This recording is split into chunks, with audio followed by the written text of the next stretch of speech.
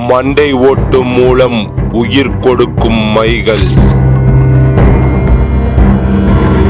மைகளை வைத்து நடக்கும் மாந்திரீகம். காதல் பிரச்சனைகளுக்கு கிடைக்கும் தீர்வு.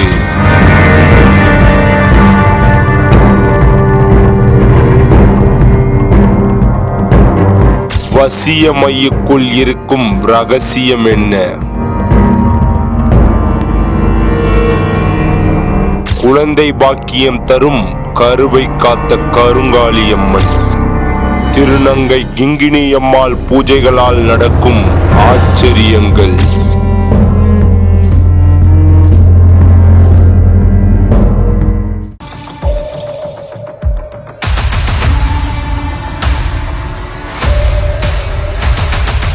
மர்மச்சுவடுகள். ஜெம் டிவி நேயர்களுக்கு வணக்கம். மர்ம சுவடுகள் நிகழ்ச்சிக்காக நான் உங்கள் சோமஜாமுத்து. பொதுவாக நம்ம நாட்டில் பல ஆச்சரியமூட்டும் நிகழ்வுகளும் அதிசய நிகழ்வுகளும் நடந்துட்டு வருது. அதோட பின்னணியை தான் நம்ம இந்த நிகழ்ச்சியில் பார்த்துட்டு வரோம். அந்த வகையில் இந்த வாரம் திருநங்கை கிங்கினி அம்மாவை பற்றியும் அவர் பூஜை அறையில் நடக்கும் அதிசய நிகழ்வுகளின் பின்னணியை பற்றியும் தான் பார்க்க போகிறோம். கிங்கினி என்ற திருநங்கை பூஜை அறையை கோவிலாக வைத்திருப்பதும் இங்கு பில்லி சூனியம் போன்ற பிரச்சனைகளை தீர்ப்பதாகவும் எங்களுக்கு தகவல் வந்தது. இதைத் தொடர்ந்து நானும் எங்கள் குழுவும் சென்னை அய்யனாவரம் சயானி அருகே உள்ள பங்காரு தெருவை நோக்கி பயணித்தோம்.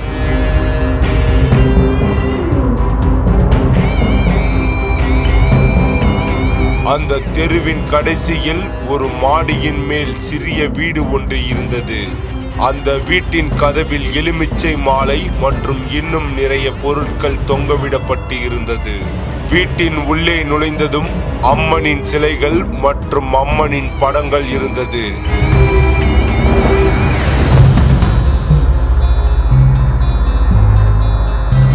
அம்மனை கண்ட பிறகு நாங்கள் கிங்கினி அம்மாவிடம் அவரை பற்றி கேட்க ஆரம்பித்தோம்.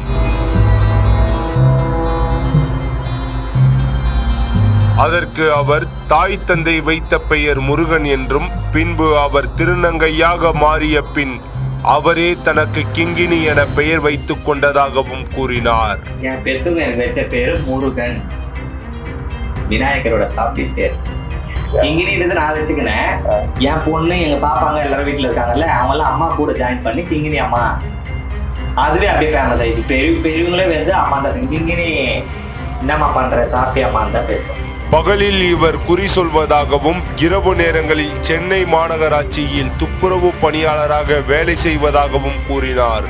நான் இங்க உக்காந்து நான் சம்பாதிக்கிறது, அவங்களுக்கு பூஜை புலஸ்காரங்க வருஷத்துல பூஜை பண்றதுக்கு அது கரெக்டா போகுது. இது இல்லாத நான் கார்பரேஷன் ஒர்க் பண்றேன், நைட்ல பெருக்கிற வேலை செய்யறேன்மா. இங்கே அம்மா வந்து நான் பெருக்கிற வேலை செய்யறேன் கார்பரேஷன்ல. 27,000 ரூபாய் எனக்கு சம்பளம். என் சம்பளத்தை வச்சுதான் நான் வாழ்ந்துட்டு இருக்கிறேன். 7 வயதிலிருந்து இவர் ஆன்மீகத்தில் பயணிப்பதாக கூறினார்.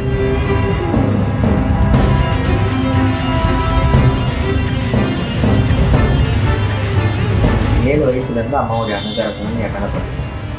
40ல இருந்தே அம்மா வந்து எல்லா வழிபாடுகள் எல்லாமே வந்து இந்த வீட்டுக்குள் எப்படி கோவில் வந்தது என்று கேட்டதற்கு அவர் அம்மனிடம் பேசியதாகவும் அம்மனே இந்த வீட்டுக்குள் இந்த இடத்தில் அமர வேண்டும் என்று சொன்னதாகவும் சொன்னார். இந்த வீட்டுக்கு வரும்போது காப்பு சர்ச்சைக்கு நிறைய இருந்தது. அப்போ நான் ஒரு ஃபோட்டோ வாங்கி வச்சேன், அங்காளம்மா ஃபோட்டோ தான் வாங்கி வச்சேன். நம்ம கோவில் வந்து சேத்பட்டில் இருக்கு, சொந்த கோவில் சேத்பட்டில் இருக்கு. இங்கே நான் வீடு வந்திருக்கேன் ஐநாவரத்தில். இங்கே வந்ததுக்கப்புறம் கொஞ்சம் ஒரு சில விஷயங்கள்லாம் நம்மளை டிஸ்டர்ப் பண்ணுற மாதிரி இருந்தது. அப்போ நான் உங்ககிட்ட பேசும்போது என்கிட்ட சொன்னாங்க, இந்த இடத்துல நான் உட்காரணும், அதுவும் இந்த மாதிரி அவதாரத்தில் உட்காரணும். அதே மாதிரியே பண்ணி அங்கே உட்கார வச்சுட்டேன். வீட்டுக்கு சொந்தக்காரங்க கூட இல்லைம்மா நீங்கள் சாமி கும்பிடுங்க, நல்ல ஒன்றும் பிரச்சனை அப்படின்னு சொல்லிட்டு அவங்களுமே வழிவிட்டேன். இவர் ஆலயத்தின் கீழே அம்மன் கருங்காலி ரூபத்தில் இருப்பதாகவும் இந்த அம்மனை வாங்க இவர் கடைக்கு செல்லும் பொழுது பல கடைகளில் தேடியதாகவும் இறுதியில் ஒரு கடையில் அம்மன் சிலை தன்னை பார்த்து திரும்பியதாகவும் இவர் கூறியது எங்களை மிரள வைத்தது. இந்த அம்மா போய் வண்டலூர் ஜூவில் நம்ம வண்டலூர் தெரியுமா, அங்கே தான் போய் வாங்கினேன். அங்கே போயிட்டு இந்த அம்மாவுடைய விக்கிரகங்கள் நான் வாங்கும் பொழுது ஒரு எப்படி நான் ஒரு 40 கடை பார்த்துருப்பேன். ஒரு 40 கடை பார்த்து எங்கேயுமே எனக்கு வந்து அம்மாவுடைய அம்சங்கள், அவங்களுடைய முக பாவனைகள் வந்து எனக்கு செட் ஆகிற மாதிரி தெரியல. அப்போ நான் இவங்களை பார்த்ததுக்கு லாஸ்ட்டு மனசு கஷ்டமாயிட்டான். டைம் ஆயிடுச்சு, பசி வேற.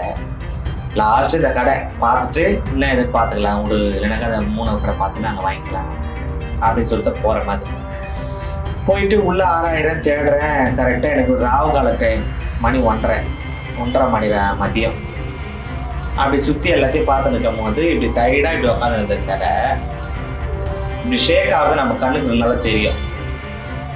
இப்போ யாருன்னா ஒருத்தர் இந்த ஒரு கடையில் யாருமே இல்லை, திடீர்னு ஒரு பொருள் அசைதுனாக்கா நீ திரும்பி பார்க்க மாட்டியா, அந்த மாதிரி நான் பட்டுன்னு இப்படி திரும்பி பார்த்தாக்கா இவங்க முகம் எனக்கு தெரியும்.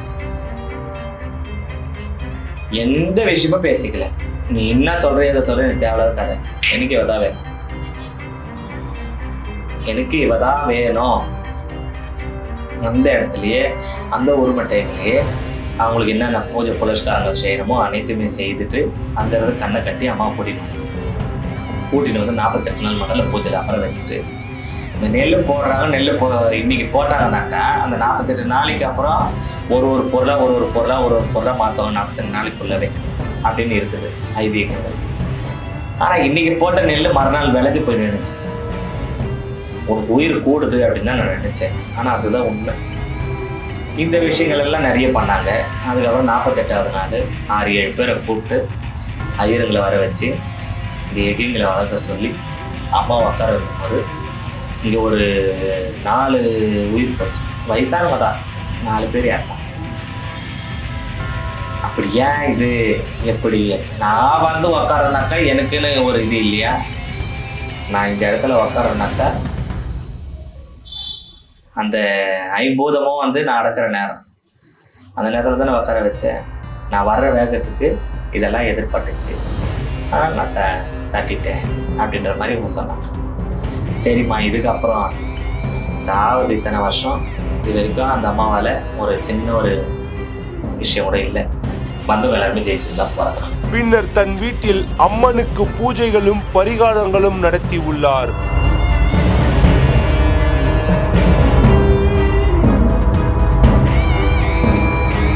பரிகாரங்கள் பூஜை புலஸ்காரங்கள் அனைத்தையுமே நடந்துச்சு. 9 ஐயர் வச்சு தான் அம்மாவுக்கு உட்கார வச்சேன். அம்மா பிரதிஷ்டம் பண்ணும் பொழுது 9 ஐயர்கள் இருந்தாங்க. ஏக குண்டங்கள் அனைத்துமே நடந்துதான் அவங்களுக்கு அந்த பூஜை புலஸ்காரங்கள் நடந்தது. பில்லி சூனியம் செய்வனை இருந்தால் வீட்டின் மண்ணை வைத்தே கண்டுபிடிப்பாராம் கிங்கினி அம்மா. இப்போ அவங்களுடைய அந்த வீட்டுடைய மண் எடுத்துக்குவாங்க. அந்த வீட்டை சார்ந்து சுற்றி இருக்கிறது அந்த இடத்துல இருக்கிற ஒரு பொடி மண்ணை எடுத்துட்டு வந்து கொடுத்தாலே போதும். நான் இங்கே உட்காந்து பார்த்து சொல்லிடுவேன். அந்த மண்ணில் வேலைப்பாடு செஞ்சுருக்கிறாங்களா, இல்லை எதனா புதைச்சிருக்கிறாங்களா, இல்லை வேற சமாச்சாரங்கள். போன வாரம் வந்தவங்களும் ஒரு புதையிலே இருந்ததுன்னு கூட சொல்லி அமைச்சேன். இருக்கு, ஆதி காலத்து பொருட்கள்லாம் இருக்கு உள்ள அப்படின்னு சொல்லி அமைச்சேன். பில்லி சூனியம் உள்ள வீட்டில் பல பிரச்சனைகள் நடக்குமாம். வேலைக்கு போக முடியாது, ஒருத்தருக்குள்ள ஒருத்தர் சண்டை வந்துட்டே இருக்கும். நல்லா நார்மலாக எரியிற அடுப்பு திடீர்னு வெடிக்கும், குக்கர் வெடிக்கிறது, இந்த மாதிரி வீட்டில் சின்ன சின்ன விஷயங்கள் பெரிய வார்த்தைகளில் முடிய வேண்டியது வரும். ஆக்சிடென்ட் ஆகிறது, குடும்பம் பிரிஞ்சு போகிறது, இந்த மாதிரி அந்த வீட்டில் தங்க விடாத ஆகும். பேய் பிடித்து வருபவர்களை ஒரு சில ஆயுதங்களை வைத்து கண்டுபிடித்து ஒரு சக்கரமிட்டு அமர வைப்பாராம் இந்த கிங்கினி அம்மா.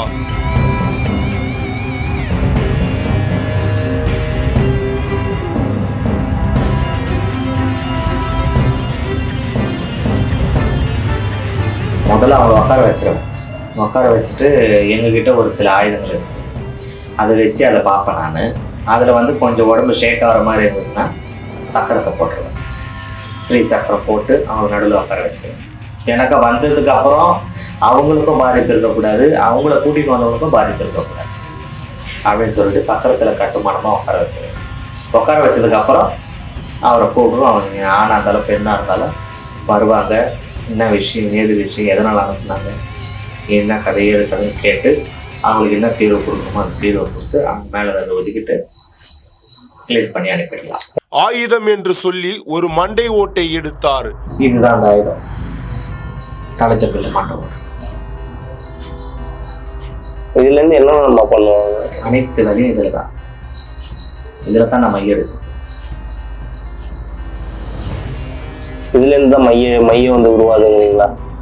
மை அழிக்கிறது குறைக்கிறது இருக்குதுப்பா. அந்த மைக்கு உயிர் கொடுக்கணும்னாக்கா நான் இது உள்ள போட்டு தான் நான் அந்த மந்திரத்தை உச்சரிப்பு கொடுப்பேன். மந்திரம் சொல்ல சொல்ல மை வந்து பொங்க ஆரம்பிக்கும். பொங்கி அது கரெக்டான பதத்துக்கு வந்துடும். அந்த பதத்துக்கு வரும்போது இதில்தான் இவர்கள் பயன்படுத்தும் மைகளுக்கு உயிர் ஊட்டுவதாகவும் பல ஆச்சரிய தகவல்களை சொன்னார்.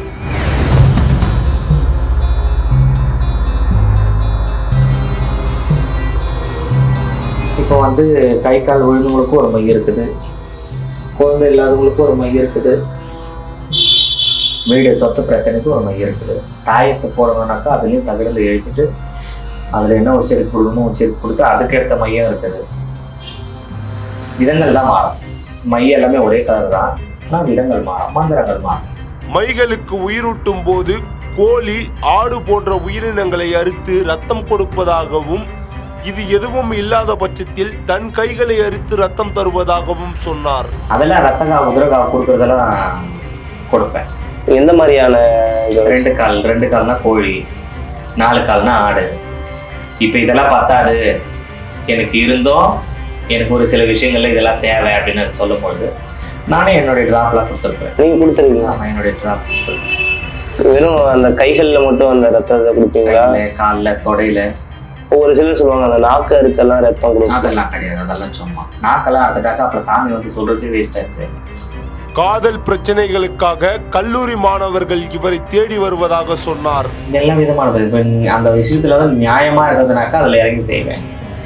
நியாயம் இல்லைனாக்கா நான் இறங்கி செய்ய போறது கிடையாது. இப்போ வந்து நியாயம், அதான் நேர்மை, தர்மம்னு இருக்குது இல்லை, அந்த மாதிரி விஷயங்கள்ல இது சாத்தியப்படுறது சாத்தியப்படாதது விஷயங்கள் என்னன்னா, அந்த பொண்ணு அவங்ககிட்ட பாதிக்கப்பட்டிருக்கு. அந்த பையன்கிட்ட அந்த பொண்ணு வந்து தப்பான விஷயங்கள்ல எல்லாத்துலையும் பாதிக்கப்பட்டிருந்தாக்கா நான் சாத்தியப்படுத்திடுவேன். அவன் கூட தான் அவர் சேரணும். சந்தோஷத்துக்கு மட்டும் லவ் பண்ணிட்டு விட்டுட்டு போகக்கூடாது. கஷ்டம் முழுவதும் இருக்குன்னு சொல்லிட்டு சந்தோஷமா இருந்து அந்த விஷயத்த பண்ணி கொடுத்தேன்.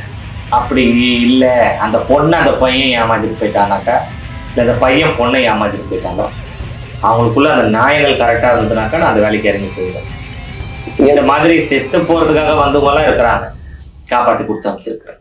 இந்த மாதிரி ஆண் பொம்மை பெண் பொம்மை இருக்குதுல்ல, அது வந்து அவங்களுடைய ஃபோட்டோ எங்களுடைய ஃபோட்டோ வச்சு அந்த பொம்மையை ஒன்றா வச்சு கட்டிட்டு அந்த மந்திரத்தை சொல்லிட்டு அவங்க வேலை இந்த மாதிரி சாயத்தை பண்ணேன். பேய் பிடித்து அவரிடம் வந்த ஒருவரின் கதையையும் எங்களிடம் கூறினார். இவர் சொன்னதை கேட்டு நாங்கள் மிரண்டு போனோம்.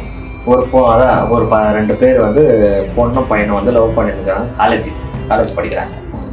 வைஷ்ணவ காலேஜ் தான் படிச்சிருக்கிறாங்க. அவங்க வீடு வந்து நம்ம திண்ணனூர் கிட்ட. இந்த பையனுக்கு வந்து இந்த மாதிரிலாம் இருக்கு.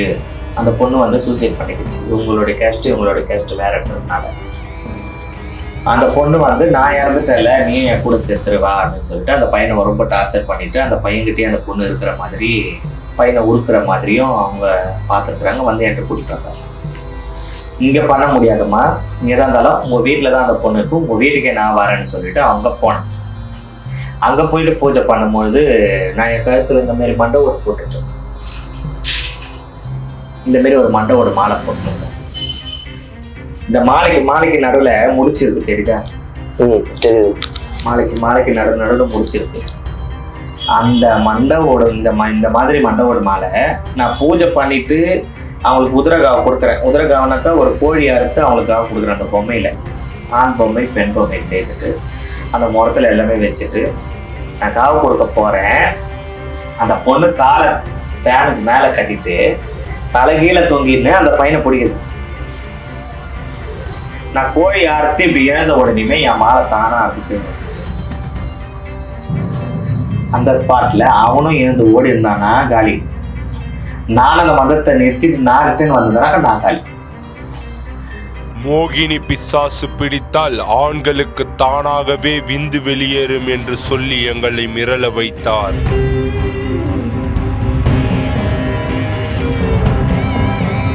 ஆரம்பம் தான் இருக்கும். நீங்க எவ்வளவு குண்டா இருந்தாலும் சரி, ஜிம்பாடியா இருந்தா கூட சரி, தன்னை மீறி அவங்களே உருக்கிட்டு போவாங்க. வெறும் எலும்பு தான் நிற்கும், எலும்பு தோடு தான் நிற்கும். அது எந்த விதத்துல இருக்கும்? உடம்பு சரியில்லாம போமா? உடம்பு சரியில்லாத போறதும் இருக்குது. ஒரு மனுஷனுக்கு வந்து தானாலேயே விந்துகள் வெளியேற மாதிரியும் இருக்கு. அந்த மாதிரி மோகினியும் இருக்கு. பின்பு அதற்கான பரிகாரத்தையும் சொன்னார்.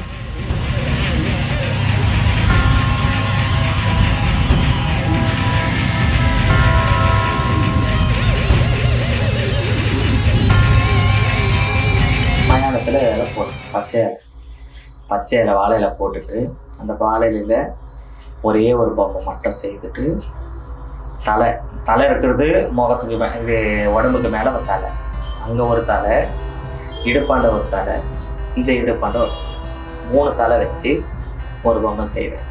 அந்த பொம்மை செஞ்சுட்டு தான் அதுக்கு தேவையான பொருள்கள்லாம் கொடுத்து 11 குடுவை வச்சு சக்கரை போட்டு அதுக்கப்புறமா இந்த வேலையெல்லாம் செய்துட்டு அது எப்படி இருக்குமோ அதை முறையில் இறக்கி ஒரு தலையாக பிச்சு போட்டோம். இவர் சுடுகாட்டில் பூஜை செய்யும் போது தன் உயிருக்கே ஆபத்து வந்ததாகவும் நூலிலையில் உயிரே தப்பினாராம் கிங்கினி அம்மா.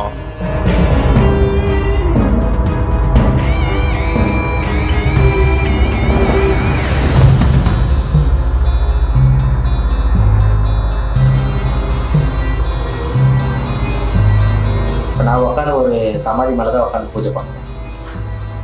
எனக்கு ஆப்போசிட்டில் வெறும் தரை இருக்கும். அந்த தரையில் தான் சக்கரை போட்டு அவங்கள உட்கார வைப்போம் பார்ட்டிக்காரங்க. நான் சமாதி மேலே உட்காந்துட்டு பூஜை பண்ணின்னு இருக்கிறேன். அந்த சமாதி அப்படியே ஒச்சுக்கிட்டே ஓடும்.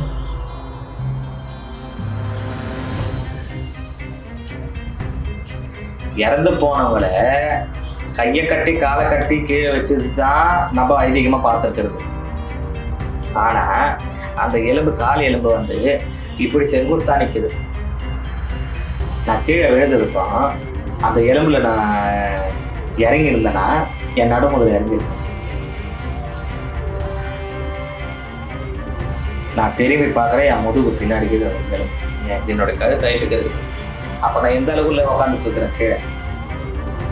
அப்போ அந்த மதங்கள் இல்லை, நல்ல முடிஞ்சது நீ பாரு, நல்ல வந்து நான் பார்க்குறேன். எந்த போனாலும் போட்டோம், என்னை நம்பி வந்து இனிமே ஆகக்கூடாது அப்படி சொல்லிட்டு அந்த பூஜை மந்திரத்தை மட்டும் நிறுத்தலை. இப்போ வந்து ஒரு சிலர் வந்து என்ன பண்ணுவாங்கன்னா தனக்கான சக்தியை வந்து அதிகரிச்சுக்கிறதுக்காக ஒரு சில பூஜைகள் பண்ணுவாங்க. அது என்ன மாதிரியான பூஜைகள்லாம் பண்ணுவாங்க? நான் தாயத்து கூட கட்ட மாட்டேன். தாயத்து கட்ட மாட்டேன். என் கழுத்தில் ஒரு தாயத்து இருக்காது. இது என் பொண்ணு இப்போ தர்காவுக்கு போயிட்டு வந்தேன்னு சொல்லி கட்டி விட்டேன். நான் கையில் கூட ஒரு கயிறு கட்ட மாட்டேன். வர்ற ஜனம் அத்தனை பேருக்குமே 1000 லட்சம் பேர் வராங்களோ, 1000 பேர் வராங்க, கோடி பேர் வராங்களோ, பொம்பளை ஆம்பளை எங்கே ஆளுங்க எந்தெந்த நாட்டிலேருந்து வராங்க எல்லாருக்குமே வந்து பூஜை புலஸ்காரங்கள் நான் தான் செய்வேன். ஆனால் எனக்கே ஒரு பாதுகாப்பு, நானே பயப்படக்கூடாது, நீ முன்னாடி நீ இருக்கிற அப்படின்னாக்கா அது இவங்களை மட்டும்தான் நான் நினச்சிட்டு வந்தேன்.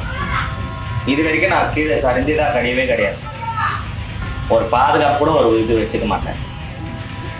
அவ்வளோ பேருக்கு செய்கிறேன் நான். அவங்க எல்லாருக்கும் பாதுகாப்பு நான் தான். எனக்கு பாதுகாப்பு நீ தானே, நீ என் முன்னாடி இருக்கிறன்ற தைரியத்தில் நான் எல்லா வேலையும் செய்வேன். இது வரைக்கும் நான் உழலுக்கு இதுக்கப்புறமா உழ மாட்டேன். உழ வைக்கிறதுக்கு நிறைய பேர் போட்டி போட்டாங்க. இவங்களை வந்து இந்த மாதிரிலாம் ஆக்கணும் கொல்லணும்னு நிறைய பேர் திட்டம்லாம் போட்டாங்க. என்னென்ன வேலையெல்லாம் செஞ்சாங்க. எங்கள் அம்மா எல்லாரும் முன்னாடி நான் நல்லா தான் ஓங்கி வளர வச்சுக்கிறாங்க தவிர இது வரைக்கும் யார் முன்னாடி நான் சரிஞ்சு கீழே விழுந்து அவங்களுக்கு நான் பதில் சொல்கிற மாதிரி இல்லை.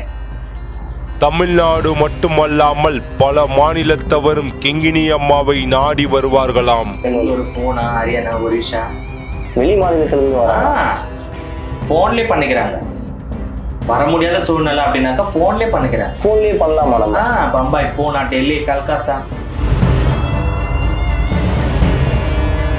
கொரியர் மூலம் மாந்திரிக பொருட்களை அனுப்பி பிரச்சனைகளை தீர்த்து வைப்பாராம் இந்த கிங்கினி அம்மா.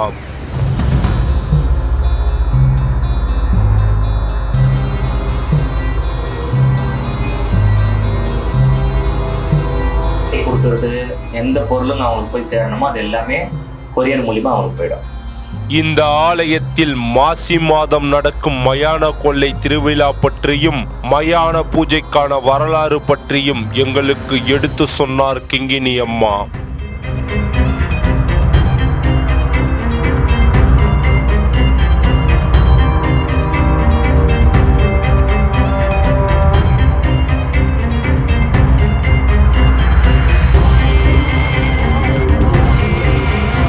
பூஜைனாக்கா இங்கே காலையில் இங்கே அம்மாவுக்கு வந்து பதிவிளக்கு பூஜை போடுறோம். பால் குடம், கணபதி ஹோமம் இதெல்லாம் முடிச்சுட்டு பதிவிளக்கு பூஜை கேட்பாங்க. அது கேட்டு முடிச்ச உடனே அம்மாவுக்கு அலங்காரம் பண்ணி அங்கே போயிட்டு சிவனை போயிட்டு அலங்காரம் பண்ணி அம்மா சிவன் வேஷம் போட்டு வருவாங்க. அவங்களுடைய அரணாரின் மகள் தட்சன் மகள் தாட்சாயணி, அரணாரின் பாரியார். அரணார்னா ஐயனுடைய பாரியார்னாக்கா அம்மா. இவங்க 2 பேருமே அங்கேருந்து பூஜை புலஸ்காரத்தோடு வருவாங்க. வந்து இங்கே கொல்லை விட்டுட்டு சாந்தமாயிடுவாங்க. அம்மா சாந்தமானதுக்கப்புறம் மறுநாள் அம்மாவுக்கு பித்து பிடிக்கும். ஐயனை சாந்தமாக்கிடுவாங்க அம்மா மொதல் நாள். 2வது நாள் அம்மாவுக்கு பித்து பிடிச்சிடும். பித்து பிடிச்சி கண்ணில் தெம்படுற அனைத்து பேருமே அம்மா வந்து பசிக்கு ஆகாரமாக எடுத்துக்கிட்டு எல்லாரையுமே சாப்பிட்டு போயிட்டு இருக்கும் போது தான் மயானத்தில் காலை வச்சு சுடுகாட்டில் புதைச்சிது, எரிஞ்சுது, பாதியில் வந்தது, பாதியில் வேவாது, எல்லாத்தையுமே அவங்க எடுத்து பசிக்கு அவனு சாப்பிடும் போது தான் ஒரு சில விஷயங்களில் இவங்கள மாதிரி போனால் இவங்களை கவுக்கலான்னு சொல்லிட்டு இந்த வதம் பண்ணுறதுக்காக நரகாசூரன் வந்து வேற ஒரு விதத்தில் வந்தார். அவள் தெய்வமாச்சு. உன்னை படைச்சு உன் தாய் கருவில் நீ இருக்கும் போதே நீ ஆம்பளை புள்ள பொம்பளை புள்ளியான்னு சொல்றதே அவ தான். அவளையே நீ வந்து ஒரு பழி தீக்கணும் அப்படின்னு நினைக்கும் போது அந்த பழிக்க வாழ மாட்டான். அப்போதான் அம்மா என்ன பண்ணிட்டாங்க, அவனை தூக்கி வாரி கீழே போட்டு மேலே ஏறி விட்டான். மேலே ஏறி நின்று குடலுக்கு வச்சு எல்லாத்தையும் எடுத்து சாப்பிட பார்த்தா இந்த கோபமாகப்பட்டது, அவன் பித்து பிடிச்சது எல்லாமே வந்து சாந்தமாச்சு. இப்போ நம்ம ஆலயத்தில் எப்படிமா அந்த மயான கொள்ளை இருக்கும்? ஆமாம், அதே மாதிரி தான் பண்ணலாம். அதே மாதிரி வந்து இது பண்ணி மயானத்துக்கு அலங்காரத்தோடு தான் எனக்கு கூட்டிகிட்டு போவாங்க. மயானத்துக்கு போய் தான் அந்த நரகாசுரனை வதம் பண்ணுவாங்க. இந்த கோவிலில் ஆடி மாதம் திருவிழாவும் சிறப்பு வாய்ந்ததாம். காலையில் கூழ்வார்த்தலும் இரவில் மாமிச படையலும் நடக்குமாம். இப்போ முதல் வாரம் வெள்ளிக்கிழமை அன்னைக்கு பூஜை. இந்த வர வெள்ளிக்கிழமை, நாளைக்கு ஆடி பிறக்குது, நாளைக்கு ஆடி 1, வர வெள்ளிக்கிழமை அன்னைக்கு அம்மாவுக்கு முதல் வாரமே கூழ் ஊற்றிடுவேன். அதுக்கு வந்து வெள்ளிக்குடத்தில் அம்மாவுக்கு பால் குடம் எடுத்துன்னு வந்து வெள்ளிக்கிழமை அன்னைக்கு பால் அபிஷேகம் பண்ணிவிட்டு கணபதி ஹோமம் முடிச்சுட்டு பதிவிளக்கு கேட்பாங்க. பதிஜோதி கேட்டுட்டு அதை முடிச்சுட்டு மறுநாளைக்கு கங்கை திரட்டி அம்மாவோட வரலாறு, அவங்க வாழ்ந்தது, வளர்ந்தது, கொண்டது இது எல்லாத்தையும் வரலாறாக உட்காந்து அந்த பதிவிளக்கில் கேட்பாங்க. அது கேட்டு முடித்த உடனே மறுநாள் அன்னைக்கு முதல் நாள் மாவு கரைக்கணும், 2வது நாள் சனிக்கிழமை அன்னைக்கு கூழ் காய்ச்சி வச்சுருவாங்க. அப்போ இந்த பூலஸ்காரங்களும் நடக்க பூஜைகள்லாம் நடக்கும். இது நடந்ததுக்கப்புறம் ஞாயிற்றுக்கிழமை அன்னைக்கு அந்த கூழை கரைச்சிட்டு என்னென்ன பதார்த்தம் செய்யணுமோ அனைத்துமே செஞ்சுட்டு பவானி அம்மாவை கூடுவாங்க. பெரிய படைக்கு ஆரணி பவானி அவங்கள கூப்பிட்டு அந்த கூழை ஊற்றுவாங்க. கூழை ஊற்றும் போது ஒரு கடை வெட்டணும். அது முடிச்சதுக்கப்புறம் கும்பம் போடுவாங்க. கும்பம் போடும் போது அங்காளம்மாவோட வடிவம், அங்காளம்மாவோட அம்சங்கள் இறங்கிடும். பவானியம்மா மேலே போயிடுவேன். அங்காளம்மாவோட அவதாரத்தை கொண்டு வந்துட்டு ரத்த சாப்பாடு எடுத்து போய் மூடி போட்டுட்டு நேராக மேலே வந்து கும்பத்தை கடைச்சிட்டு இருக்கிற ஜன பக்த கோடிகள் அனைத்து பேருமே உட்காந்து அன்னதானத்தை சாப்பிடுவாங்க. நிர்வாண பூஜை பற்றி கேட்டதற்கு திடீரென கோபம் கொண்டார் கிங்கினி அம்மா. செருப்பாலே அடிப்பாங்க. நிர்வாண பூஜைன்னு அவங்க முன்னாடி நிற்கக்கூடாது. அவங்க யாரு? ஒரு அகாண்ட ஒரு ஒளி, பிரபஞ்சம்ன்ற ஒரு ஒளி. அவங்க வந்து தெய்வத்துடைய அம்சங்கள் அனைத்துமே. ஒரு ஆயுதத்துக்கு நீ பதில் சொல்லி ஆகும்.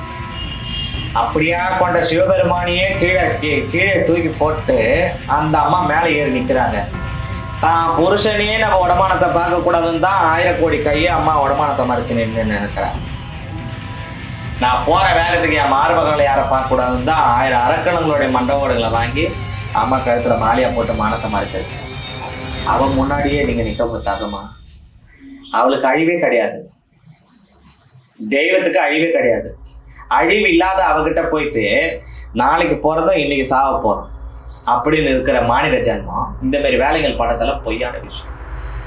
அவங்கள ரொம்ப நாளைக்கு பொறுமையா வைப்பா, ஆனா கொடுக்குற அடி பயங்கரமா கொடுக்கும். நம்ம மானத்தை தவிர வேற எதுவுமே கிடையாது. தெய்வத்துக்கு முன்னாடி பெற்ற தாய் முன்னாடி போய் நிற்பாங்களா? அதெல்லாம் சும்மா நிர்வாண பூஜை அதெல்லாம் சும்மான அனாவசியமான விஷயங்கள். கோபத்தில் இருந்த கிங்கினி அம்மாவிடம் அகோரி கலையரசன் காளியை நேரில் நிர்வாணமாக பார்த்ததாக சொன்னதை கேட்டோம். அதற்கு யாரும் அம்மாவை பார்க்க முடியாது என்றார். காளியை நேரா பார்த்தேன்னு சொன்னாங்க. நேரா பார்க்கும்போது என்னவா காட்சி கொடுத்தாங்க? நிர்வாணமா காட்சி கொடுத்தாங்கன்னு சொன்னாங்க. அவங்க ஒரு குழந்தை வடிவத்துல இருக்கிறவர் தான் காளி. பேரு மட்டும்தான் அகோரமான பேரு காளி அப்படின்னா, ஆனா அந்த அம்மா வந்து ஒரு பச்சை குழந்தைக்கு சாப்பிடும். அவங்களெல்லாம் நிர்வாணமா பார்த்துட்டு அவளை நேர்ல பார்த்ததுக்கு அதுக்கு தகுதி யாருக்குமே கிடையாது. யாருக்குமே அந்த அனுமதியும் கிடையாது. தான் புருஷ சிவபெருமான் உலகத்தையே படைச்ச அந்த பிரம்மனுக்கும் சிவபெருமானுக்கும் விஷ்ணுவுக்கும் தான் அவருடைய அம்சங்கள் தெரியும். யாருடைய அம்சம்? சிவனுடைய அம்சம். அப்படியாப்பட்ட புருஷனுக்கே காட்டாத காட்சி ஒரு மாநில ஜென்மம் இன்னைக்கு பிறப்பு நாளைக்கு இறப்புன்னு இருக்கிற அவங்களுக்கு எப்படி காட்டியிருப்பாங்க? சாத்தியம் இல்லாத விஷயம். சரிங்களா? அம்மா வந்து ஒரு அதுதான் சொல்றேன்ப்பா, 1000 முறை சொல்றேன், எல்லா அம்சங்களும் ஒரே அம்சம்தான். அவங்க ஒரு ஒளி. கண்ணுக்கு எதிர்க்க நின்று அந்த ஒளி நீ பார்க்க முடியுமா? சூரிய பகவான் நல்லா ஓகோன்னு எரியும் பொழுது 1 மணி மத்தியானத்துல நீ போய் நின்று சூரியனை பார்க்க முடியுமா உன்னால? ஒரு 10 நிமிஷம் பார்க்க முடியுமா? அதுக்கும் மேலே இவங்க உங்களுடைய பிரகாஷாலாம் அதுக்கும் மேலே. சிம்ஸ்டம் அப்படின்னு சொல்லுவாங்க. இந்த அறிகுறிகள் அப்படின்னும் போது அம்மா நடந்து போற ஒரு விதங்கள், அம்மா மேல இருக்கிற அந்த பூ வாசனை, அம்மாவுடைய குரல் அப்படின்னு அந்த குரல், அந்த மாதிரி விஷயங்கள்லாம் நான் கண்டேன், அம்மா இருக்கிறாங்க என் கூட அப்படின்ற மாதிரிலாம் சொல்லியிருந்தாங்கனாக்கா கண்டிப்பாக அதெல்லாம் சாத்தியமான விஷயம். ஏன்னா அதெல்லாம் நாங்கள் பார்க்குறோம். அவங்க நேரில் வந்து நிற்கிறாங்க, இந்த மாதிரி காட்சி கொடுத்தாங்க, அதெல்லாம் சும்மா விளையாட்டு விஷயம். இறுதியாக என் ஆயுள் முழுவதும் அம்மாவுக்குத்தான் என்று சொன்னார் கிங்கினி அம்மா. யாருக்காகவும் நான் இல்லை. இவங்க என்னைக்கு என்னை ஏந்திரமா நீ உக்காராத அப்படின்னு என்ன சொல்றாங்களோ, என்னுடைய ஆயுள் முடிதோ அன்னைக்கு நான் ஏந்திருவேன். இவங்களுக்கு மட்டும்தான் நான் கட்டுப்பாடணும், இவங்களுக்கு மட்டும் தான் நான் பயப்படணும். மற்றவங்க பேசுறவங்க, கொள்றவங்க, ஆடுறவங்க, பாடுறவங்க அவங்களுக்காகலாம் நம்மளுடைய வாழ்க்கையை, நம்மளுடைய தியாகத்தை, நம்மளுடைய இந்த சேவையை நம்ம விட்டுடக்கூடாது. நான் விட மாட்டேன்.